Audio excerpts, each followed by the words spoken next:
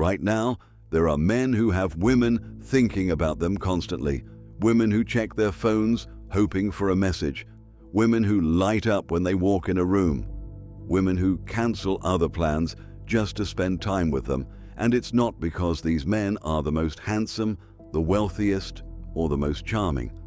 It's because they understand something fundamental about human psychology that most men completely miss.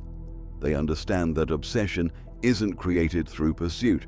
It's created through presence combined with absence, through certainty mixed with unpredictability, through care balanced with independence. Today I'm breaking down exactly how men create this level of attraction. If you've ever wondered why the nice guy approach doesn't work, or why women seem more interested in men who seem less interested in them, this will make everything clear. Let's get into it. They prioritize their own life first.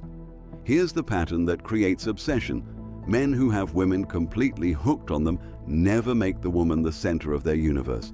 They have a mission, a purpose, a life that exists independently and continues whether she's in it or not. This sounds harsh, but it's actually the healthiest and most attractive dynamic possible. Think about the men you know who women are crazy about. They're not sitting around waiting for texts. They're not rearranging their entire schedule to accommodate dates. They're not dropping everything the moment she shows interest. They have priorities: their career, their fitness, their projects, their friends, their growth. And here's the paradox. This independence makes women want to be more involved in their life, not less. When you make a woman your entire focus, several things happen psychologically. First, you place enormous pressure on the relationship to provide all your happiness, meaning, and validation. That's suffocating. Second, you communicate that you don't have anything important going on, which subconsciously signals low value. Third, you become predictable and always available, which kills mystery and desire. But when you have a genuinely full life that you're excited about, when you have goals you're pursuing with passion, when you have a clear sense of purpose that guides your decisions, you become magnetic. You become the kind of man women want to orbit around rather than the man who's orbiting around them. Here's how this actually looks in practice. She texts you midday. You don't respond immediately because you're genuinely engaged in your work, your workout, your project. When you do respond hours later, it's warm and engaged, but you weren't sitting around waiting for her message. This creates a dynamic where she's fitting into your life rather than you dropping everything for her attention. She wants to hang out on Thursday. You already have plans with friends or commitments to your goals. You don't cancel them. You suggest Friday instead. This communicates that while you want to see her, you're not willing to abandon your other priorities. This creates respect rather than resentment. You're in a conversation and she mentions something about your relationship. You engage thoughtfully, but you're not anxiously trying to define everything or lock her down. You're comfortable with ambiguity because you're focused on building something real over time, not desperately trying to secure commitment. The key distinction: this isn't about playing hard to get or being deliberately unavailable to create artificial scarcity. It's about genuinely having a life that matters to you. Women can sense the difference between strategic unavailability and authentic priority management. When you're genuinely invested in your purpose, several attractive things happen. You have interesting things to talk about because you're actually doing things. You have energy and passion because you're engaged with meaningful work. You have confidence because your worth isn't dependent on her validation. You have boundaries because you're protecting something that matters to you. This creates a specific psychological effect. She starts working to earn your time and attention, not because you're withholding it manipulatively, but because it's genuinely valuable and limited. You've communicated through your actions that your time matters, your goals matter, your life matters. And people value what isn't freely and constantly available. Women become obsessed with men who have this dynamic figured out because these men provide something rare. They're present and caring when they're with her, but they don't need her to feel complete. They're invested in the relationship, but not dependent on it. They care about her, but they care about their own growth and mission more. They maintain emotional stability no matter what. The second behavior that creates obsession is emotional steadiness. Men who have women deeply attracted to them don't become emotionally volatile based on the woman's behavior. They maintain their center regardless of whether she's hot or cold, available or distant, agreeable or challenging. This emotional stability is incredibly rare and therefore incredibly attractive. Think about how most men behave in dating. When she's responsive and warm, they're elated and eager. When she's distant or busy, they panic and become anxious. When she agrees with them, they're confident. When she challenges them, they become defensive. Their emotional state is completely dependent on her moment-to-moment behavior. This creates an exhausting dynamic where the woman feels responsible for managing the man's emotions. She can't pull back to think or have space without him spiraling. She can't express disagreement without him becoming insecure. She can't have a busy week without him getting resentful. This emotional dependency is repulsive, even if she can't articulate why. But men who create obsession, they're steady. She doesn't text back for a day. He's fine, assuming she's busy with her life like he's busy with his. She's in a bad mood. He doesn't take it personally or try to fix her. She disagrees with something he said. He's comfortable with different perspectives. She needs space. He gives it without anxiety or punishment. This emotional stability accomplishes several things simultaneously. First, it communicates confidence and security. A man who doesn't become unhinged by normal relationship fluctuations demonstrates he has internal worth that isn't dependent on external validation.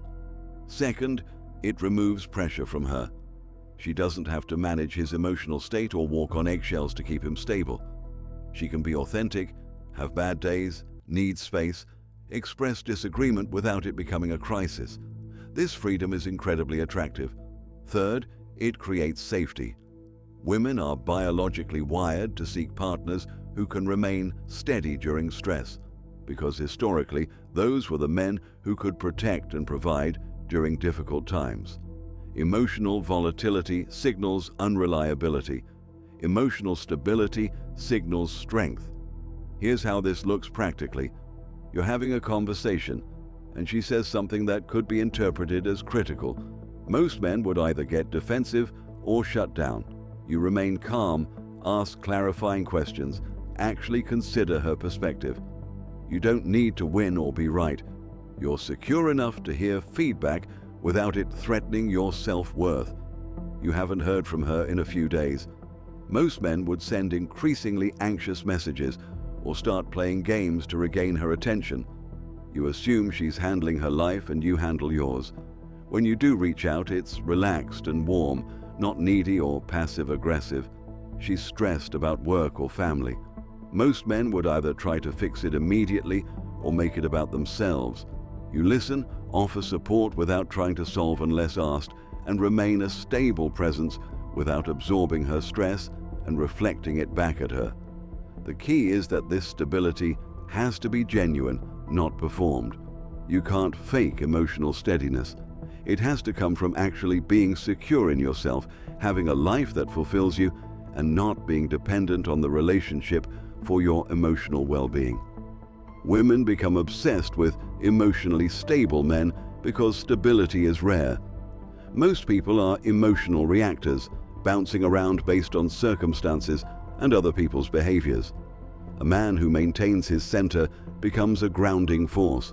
She can relax around him, she can be herself, she doesn't have to perform or manage. They challenge her instead of just agreeing. The third behavior that creates obsession: men who have women hooked don't just agree with everything she says or go along with everything she wants.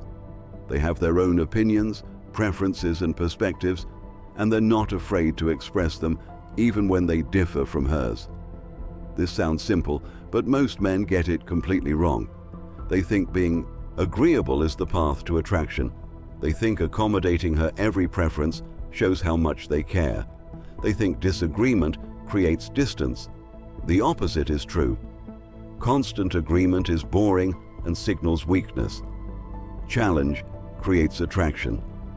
Think about the men women talk about obsessively. They're not yes men who fold to every opinion or preference. They have strong perspectives. They push back when they disagree. They tease her when she's being ridiculous. They call her out when she's wrong. They maintain their own preferences even when hers differ. This creates several powerful effects. First, it demonstrates confidence. A man who's willing to disagree or challenge demonstrates he's not desperate for approval. He's secure enough in himself that he doesn't need to constantly validate her to keep her interested. Second, it creates respect.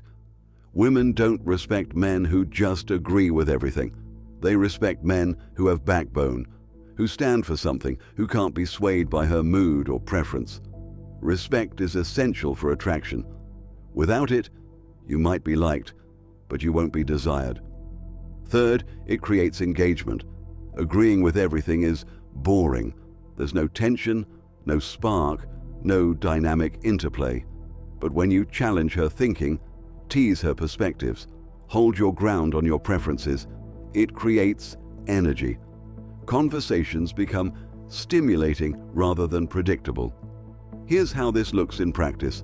She expresses an opinion you disagree with.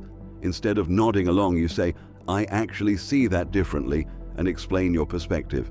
You're not aggressive or dismissive, but you're honest. This creates interesting dialogue rather than boring agreement. She suggests a restaurant. You genuinely don't want to go there. Instead of just agreeing to make her happy, you say, "I'm not feeling that place. What about this other option?" You're willing to negotiate and find something that works for both of you, but you're not just defaulting to her preference every time. She's complaining about something in a way that seems unreasonable to you. Instead of just validating everything she says, you gently challenge her perspective. "I hear that you're frustrated, but don't you think you might be focusing too much on this one aspect?" You're supportive, but honest. The key is that this challenging has to come from a place of genuine perspective, not from trying to be difficult or dominant. You're not disagreeing for the sake of disagreement. You're expressing your authentic views and preferences, and you're confident enough to let them exist alongside hers, even when they don't align. Women become obsessed with men who challenge them because these men treat them as equals rather than as delicate flowers who need constant agreement and validation. These men demonstrate that they have strong enough frames that they won't be bent by her frame. This strength is attractive at a primal level. They show selective vulnerability. The fourth behavior that creates obsession is perhaps the most misunderstood. These men show vulnerability, but they're strategic about when and how they do it. Vulnerability has become a buzzword in dating advice, but most men get it completely wrong. They think vulnerability means constant emotional sharing, trauma dumping, or displaying neediness. This kind of vulnerability is repulsive. It creates burden rather than connection. But selective, strategic vulnerability, that's magnetic. Men who have women obsessed with them maintain strong, capable exteriors most of the time. They're steady, reliable, competent. But occasionally, in moments of genuine connection, they reveal something deeper: a fear, a dream, a past wound, a current struggle. These glimpses behind the armor create intimacy without undermining attraction. The key is timing and dosage. You don't lead with vulnerability. You don't use vulnerability to seek comfort or validation. You don't dump your emotional baggage on her as a test of whether she'll accept you. You earn the right to be vulnerable through first demonstrating strength. Think about how this plays out. You've been seeing someone for a while. You've demonstrated stability, capability, emotional strength. Then, one night, in a quiet moment, You share something real, a dream you're working toward that scares you, a relationship with your father that shaped you, a failure that taught you something. This vulnerability lands powerfully because it's rare and earned. Contrast this with the man who shares his entire emotional history on the first date, who constantly seeks reassurance, who uses vulnerability as a manipulation to create false intimacy. This vulnerability repels because it comes from weakness rather than strength. Women become obsessed with men who show selective vulnerability because these men provide the best of both worlds, strength and depth. She feels safe with his stability and competence, but she also feels special because she gets to see the real person behind the capable exterior. This creates profound connection. Selective vulnerability works because it demonstrates emotional intelligence. You're comfortable with your feelings, but not controlled by them. You can share them appropriately without using them to manipulate or burden. You understand that timing and context matter. Here's the distinction. Sharing vulnerability to create connection is powerful. Sharing vulnerability to seek validation or comfort is weak. The first says, I'm strong enough to be honest about my humanity. The second says, I need you to make me feel better about myself. The practical application: build genuine strength first. Be competent, capable, emotionally stable. Then, when you've established that foundation, share the deeper layers. Your fears about whether you're on the right path, your complicated relationship with your family, your genuine hopes for the future, but share them as revelations, not as pleas for reassurance. When vulnerability comes from a place of strength rather than neediness, it creates the kind of deep connection that fuels obsession. She feels like she knows the real you, the version you don't show everyone. And that feeling of being chosen, of being trusted with your authentic self, creates powerful attachment. So there it is. The 4 behaviors that make women obsessed with men. They prioritize their own life first, creating value through genuine purpose and independence. They maintain emotional stability no matter what, providing a grounding force in a chaotic world. They challenge instead of just agreeing, creating dynamic tension and respect. They show selective vulnerability, offering depth without weakness. Notice what all of these have in common. They require genuine strength, not performance. They're about being a complete person who's offering partnership, not a needy person who's seeking completion. The men who create obsession aren't playing games or following some strategic playbook. They're genuinely living their lives in ways that naturally create attraction. They have purpose, they have emotional stability, they have backbone, they have depth. These qualities can't be faked, they have to be built. Here's what most men get wrong. They think attraction is about doing specific things to get specific reactions. They think if they just follow the right steps, perform the right behaviors, use the right techniques, they'll create attraction. But attraction doesn't work like that. So if you want women to be obsessed with you, stop focusing on tactics and start focusing on genuine development. Build a life you're excited about, develop emotional regulation, cultivate strong perspectives. Do the inner work to become authentically vulnerable from a place of strength. When you become that man, when you genuinely embody these qualities, you won't have to try to create obsession. It will happen naturally as a byproduct of who you are. That's the real secret. Not techniques, not games, not strategies. Just becoming the kind of man who naturally creates the attraction you want because of the person you've become. Now go build that person.